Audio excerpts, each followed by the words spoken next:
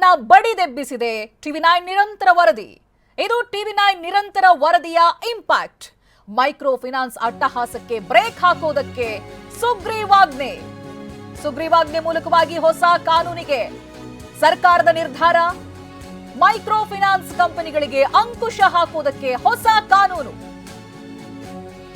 ಕಾನೂನನ್ನ ಜಾರಿ ಮಾಡ್ತೀವಿ ಅಂತ ಸಿಎಂ ಸಿದ್ದರಾಮಯ್ಯ ಹೇಳಿದ್ದಾರೆ. ಹೊಸ ಕಾನೂನನ್ನ ಕೂಡಲೇ ಜಾರಿ ಮಾಡ್ತೇವೆ, ಬೇರೆ ರಾಜ್ಯಗಳ ಜೊತೆ ಚರ್ಚಿಸಿ ಕಾನೂನು ಜಾರಿ ಮಾಡ್ತೇವೆ.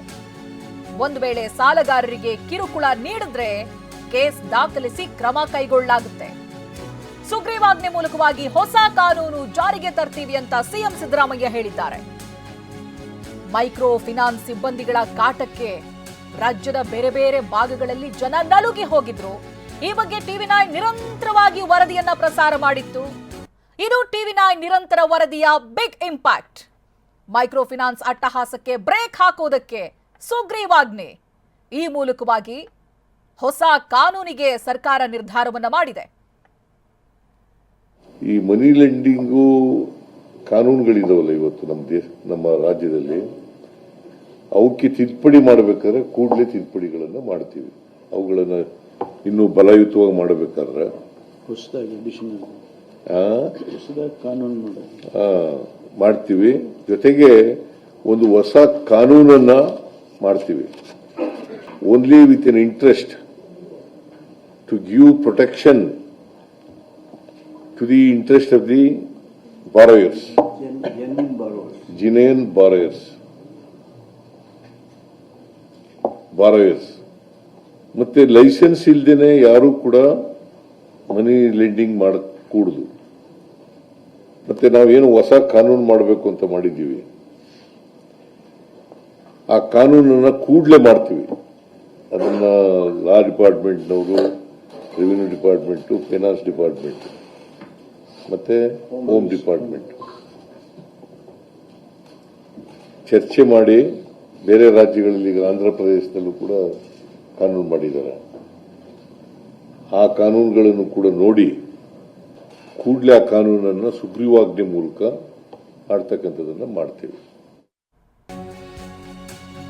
ಮೈಕ್ರೋ ಫೈನಾನ್ಸ್ ಕಂಪನಿಗಳಿಗೆ ಸಿಎಂ ಖಡಕ್ ವಾರ್ನಿಂಗ್ ಅನ್ನು ಕೊಟ್ಟಿದ್ದಾರೆ. ಸಾಲ ವಸೂಲಿ ಮಾಡುವಾಗ ಕಿರುಕುಳ ಕೊಡಬಾರದು, ಸಾಲ ಮರುಪಾವತಿಗಾಗಿ ದೌರ್ಜನ್ಯ ಮಾಡಬಾರದು, ನಿಗದಿಗಿಂತ ಮೀರಿ ಹೆಚ್ಚು ಬಡ್ಡಿ ಹಣ ಸಂಗ್ರಹಿಸಬಾರದು, ಸಂಜೆ 5 ಗಂಟೆ ನಂತರ ಸಾಲ ವಸೂಲಿಗೆ ಹೋಗೋ ಹಾಗಿಲ್ಲ, ಕಿರುಕುಳ ನೀಡಿದ್ರೆ ಸರ್ಕಾರದಿಂದ ಕಠಿಣ ಕ್ರಮ ಅಂತ ಹೇಳಿದ್ದಾರೆ. ಆರ್ಬಿಐ ನಿಯಮಗಳನ್ನ ಪಾಲಿಸಬೇಕು. ಸಭೆಯಲ್ಲಿ ಫೈನಾನ್ಸ್ ಕಂಪನಿಗಳಿಗೆ ಎಚ್ಚರಿಕೆ ಕೊಟ್ಟಿದ್ದಾರೆ ಸಿಎಂ. ಆರ್ಬಿಐ ನಿಯಮಗಳನ್ನ ಪಾಲಿಸಬೇಕು, ಹಾಗೆ ಸಾಲ ವಸೂಲಿ ಮಾಡೋದಕ್ಕೆ ರೌಡಿ ಶೀಟರ್ಗಳು, ಗೂಂಡಾಗಳನ್ನ ಬಳಸಬಾರದು. ಮೈಕ್ರೋ ಫೈನಾನ್ಸ್ ಗಿರವಿ ಅಂಗಡಿಯವರು ಕಾನೂನನ್ನ ಪಾಲಿಸಲೇಬೇಕು ಅಂತ ಹೇಳಿದ್ದಾರೆ. ಇವರು ಯಾರು ಮೈಕ್ರೋ ಫೈನಾನ್ಸ್ ನಡೆಸ್ತಾರೆ, ಅವರ ಅಸೋಸಿಯೇಷನ್ ಇದೆಯಲ್ಲ, ಅಸೋಸಿಯೇಷನ್ ಅಧ್ಯಕ್ಷರು, ಅವರಿಂದ ಅಭಿಪ್ರಾಯವನ್ನ ಕೇಳಿದ್ದೀವಿ. ಜೊತೆಗೆ reserve bank of India regional officer ಅವರ ಅಭಿಪ್ರಾಯ ಕೇಳಿದ್ದೀವಿ. ಇವರ ಅಭಿಪ್ರಾಯ ಕೇಳಿದ ಮೇಲೆ ಯಾರೂ ಕೂಡ ಸಾಲ ಕೊಡಬೇಡಿ ಅಂತ ನಾವು ಹೇಳಲ್ಲ, ವಸೂಲು ಮಾಡಬೇಡಿ ಅಂತ ಹೇಳಲ್ಲ. ಆದರೆ ವಸೂಲು ಮಾಡುವಾಗ ಕಿರುಕುಳ ಕೊಡಬಾರದು, ಯಾರಿಗೂ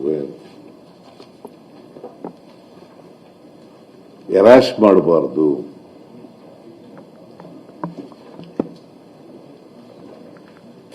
ವಸೂಲಿ ಕ್ರಮ ಮಾಡುವಾಗ ರಿಸರ್ವ್ ಬ್ಯಾಂಕ್ನ ನಿಯಮಗಳನ್ನು ಪಾಲನೆ ಮಾಡಬೇಕು.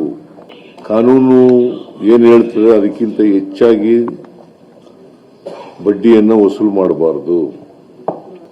ಈ ನಿಯಮಗಳನ್ನ ಯಾರು ಉಲ್ಲಂಘನೆ ಮಾಡ್ತಾರೆ ಅವ್ರ ಮೇಲೆ ಸರ್ಕಾರ ಕಠಿಣವಾದಂತಹ ಕ್ರಮ ತಗೊಳ್ತದೆ. ಜೊತೆಗೆ ಇವತ್ತು ಮೈಕ್ರೋ ಫೈನಾನ್ಸಿಂಗ್ ಇನ್ಸ್ಟಿಟ್ಯೂಷನ್ಗಳಿರ್ಬೋದು, ಮನಿ ಲೆಂಡರ್ಸ್ ಆಕ್ಟ್ ಇರ್ಬೋದು, ಪಾನ್ ಬ್ರೋಕರ್ಸ್ ಆಕ್ಟ್ ಇರ್ಬೋದು, ಅಥವಾ ಎಕ್ಸಾರ್ಬಿಟೆಂಟ್ ಇಂಟ್ರೆಸ್ಟ್ ವಸೂಲು ಮಾಡ್ತಕ್ಕಂಥ ಕಾನೂನು ಇರ್ಬೋದು. ಈ ಕಾನೂನುಗಳನ್ನು ಉಲ್ಲಂಘನೆ ಮಾಡಿದ್ರೆ ನಾವು ಮುಲಾಜಿಲ್ದೇನೆ ಅವ್ರ ಮೇಲೆ ಕ್ರಮ ತಗೊಳ್ತೀವಿ. ಸೊ ಆ ಎಚ್ಚರಿಕೆಯನ್ನ ವಾರ್ನಿಂಗ್ ಮಾಡಿದ್ದೀನಿ ನಾನು ಅವ್ರಿಗೆ.